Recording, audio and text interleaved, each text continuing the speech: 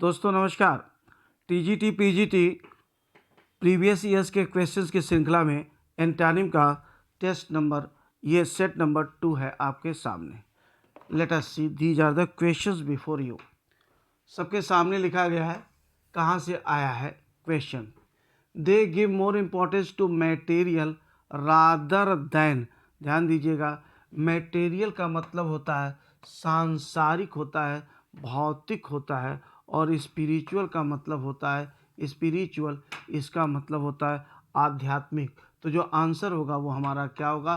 Material का उल्टा spiritual, आध्यात्मिक, भौतिक एडवांसमेंट, प्रगति के बजाय प्रगति की बात को कर रहा है। स्पिरिचुअल माने आध्यात्मिक प्रगति हो जाएगा, एडवांसमेंट। इंटेलेक्चुअल का मतलब बौद्धिक हो गया, इमोशनल का मतलब भावुक हो गया, भावनात्मक हो गया, वर्ल्डली का मतलब सांसारिक। अब इसमें दिया गया है पहले डायरेक्शन लिखा गया, देख लीजिए। Fill in the blanks with the antonym of the underline word in the each of the following sentences. तो एंटोनिम साफ साफ दिया गया है ना। अब आनर, आनर का मतलब सम्मान होता है, तो जाहिर सी बात है अगर सम्मान होगा तो इसका उल्टा क्या हो जाएगा? Antonym, that is same. Pleasure का मतलब आनंद होता है, रेपुटेशन का मतलब होता है प्रसिद्धि होती है, प्रोग्रेस का मतलब प्रगति होती है। गेटिंग एंड, ध्यान दीजिएगा, अगर गेट माने पाना होता है तो इसका एंटोनिम क्या होगा? स्पेंड। स्पेंड का मतलब खर्च करना। क्राई का मतलब रोना होता है, स्लीपिंग का मतलब सोना, ईटिंग का मतलब खाना।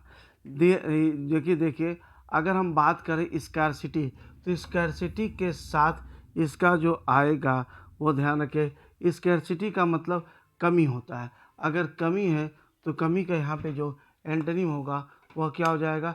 प्लेंटी हो जाएगा। डेफिसिट का मतलब घाटा होता है, अट्रैक्शन आकर्षण होता है, टॉलरेशन, टॉलरेट हम करते हैं तो किसी को सहते हैं, टॉलरेशन जो होता है वो सहनशीलता, सहने की क्रिया होती है। प्रवोक का मतलब उत्तेजित करना होता है, अगर उत्तेजित करना होगा तो पैसिफाई का मतलब शांत करना, इसका एंटोनिम हो जाएगा। ग्रेटिफाई का मतलब प्रसन्न करना होता है।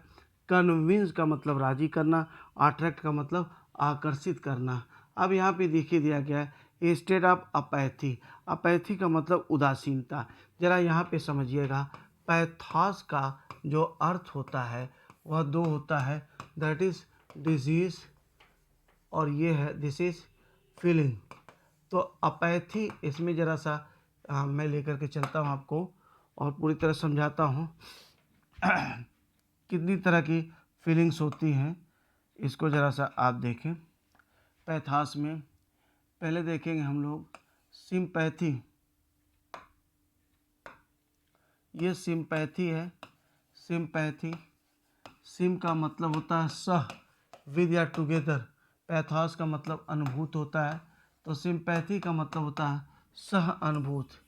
इम का मतलब इन होता है, इनका मतलब अंतः होता है। इम्पैथी जो होती है वह अंतः अनुभूत होती है, मतलब सिंपैथी से थोड़ा और अंदर जा करके इम्पैथी होती है, मतलब किसी के साथ पूरी तरह से उस फीलिंग का एहसास करना। जनरली ये माताओं को होती है, जिसमें एक लाइन में बोलता हूँ, चोट तुझे लगती तो दर्द मुझे होता है, that is called empathy. Anti का मतलब होता है एंटी, एंटीपैथी दिया गया है। एंटी का मतलब विपरीत होता है, और अगर विपरीत फीलिंग है किसी के प्रति आपकी तो इसका मतलब वैमनस्य का भाव है, दुश्मनी का भाव है, तो दैट इज एंटीपैथी। यह विपरीत फीलिंग हो जाएगी, यह वैमनस्य हो जाएगा। और ए का मतलब नाट होता है, पैथी का मतलब होता है फीलिंग हो गया, इसका मतलब नो फीलिंग, कोई फीलिंग है ही नहीं, न अच्छी फीलिंग न बुरी feeling, that is called apathy. इसे हम उदासीनता कहते हैं, दैट इज एपैथी, उदासीनता। तो अगर आप किसी के साथ सहानुभूति रखते हैं, मतलब उसके सुख दुख में उसके साथ होते हैं, अच्छी फीलिंग रखते हैं उसके प्रति, that is called sympathy. Empathy का मतलब उसके साथ नहीं बल्कि उसमें अंदर प्रविष्ट होकर के उसकी ही फीलिंग जैसी आपकी फीलिंग होती है। सामान्यतः मैंने कहा आपको कि माताओं को होती है कि वो स्वतः होती है, ठीक है, वो भगवान ने ऐसा बनाया ही है, अंतः अनुभूत, कि बच्चे को अगर दिक्कत होती है तो माँ उस दिक्कत को महसूस करती, हूबहू इसे महसूस करती है, that is called empathy. Anti का मतलब उदासीनता, बैमनेस हो जाएगा। एंटी है बिल्कुल उल्टी फीलिंग है। और ए का मतलब होता है नो, तो एपैथी जो होगा that is no feeling, it simply means कि यह क्या, उदासीनता। तो यहाँ पे अपैथी जो दिया गया है यह उदासीनता है। अगर उदासीनता हुआ तो यहाँ पे इसका जो उल्टा होगा वह क्या है, एंथुजियाज्म है, उत्साह। किसी चीज़ के प्रति आपकी उदासीनता है, आपको उसमें कोई इंटरेस्ट नहीं है, न तो पॉजिटिव न तो नेगेटिव, लेकिन उसके विपरीत अगर उत्साह है दैट इज का एंथुजियाज्म।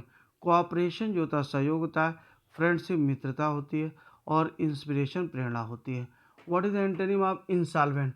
इंसॉल्वेंट ध्यान रखिएगा, इसका मतलब होता है इंसॉल्वेंट की अगर हम बात करें दैट इज बैंकरप्ट। बैंकरप्ट हो गया, ध्यान दीजिएगा इसको, है ना, दिवालिया हो गया, इंसॉल्वेंट हो गया।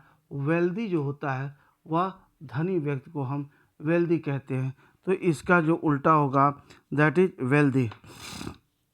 इंट्यूशन अंतर्बोध हो जाएगा। अगला क्वेश्चन दिया गया है, क्वेश्चन नंबर 8, स्टिग्मा। स्टिग्मा का मतलब कलंक होता है कलंक होता है, धाक धब्बा कलंक। स्टेन माने भी धब्बा होता है, ब्लॉट माने का भी धब्बा होता है, और जो स्मेली दिया गया है स्मेली माने बदबूदार होता है। इसका एंटोनिम यह डिस्टिंक्शन हो जाएगा, कलंक या बदनामी का जो उल्टा होगा वो डिस्टिंक्शन होगा, प्रतिष्ठा या गौरव। सेलिबेसी जो होता है वो ब्रह्मचर्य की स्थिति, न विवाह करने की स्थिति होती है, दैट इज कॉल्ड सेलिबेसी। और इसका जो एंटोनिम होगा मैट्रिमोनी, वैवाहिक स्थिति। मैरिजेबल में विवाह योग्य होता है, मैरिज का मतलब विवाह होता है, और मैट्रिमोनियल मैट्रिमोनी का एडजेक्टिव फॉर्म है, और ये नाउन फॉर्म। चूँकि ये नाउन है इसलिए नाउन का एंटोनिम नाउन ही होगा, मैट्रिमोनी वैवाहिक स्थिति, सेलिबेसी ब्रह्मचर्य की स्थिति। एक्सटासी या ब्लिस जो होता है इसका मतलब परमानंद होता है या चरमानंद होता है, तो इसका जो उल्टा होगा हैप्पीनेस, देखिए प्रसन्नता हो जाएगी।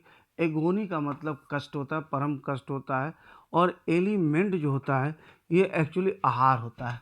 अगर यही एलिमेंट हो जाए तो इसका मतलब बीमारी होता है। और एमिएबल का मतलब होता है कि जो व्यक्ति एमिएबल होता है, चीज़ें एमिएबल होती है, वो फ्रेंडली होती है, मित्रवत होती है। तो उम्मीद कर रहा हूँ कि ये चीज़ें विस्तार से मैं बताने की कोशिश कर रहा हूँ, आपको समझ में आ रही होगी, और कुछ आपको फ़ायदा ज़रूर मिल रहा होगा। Thank you very much.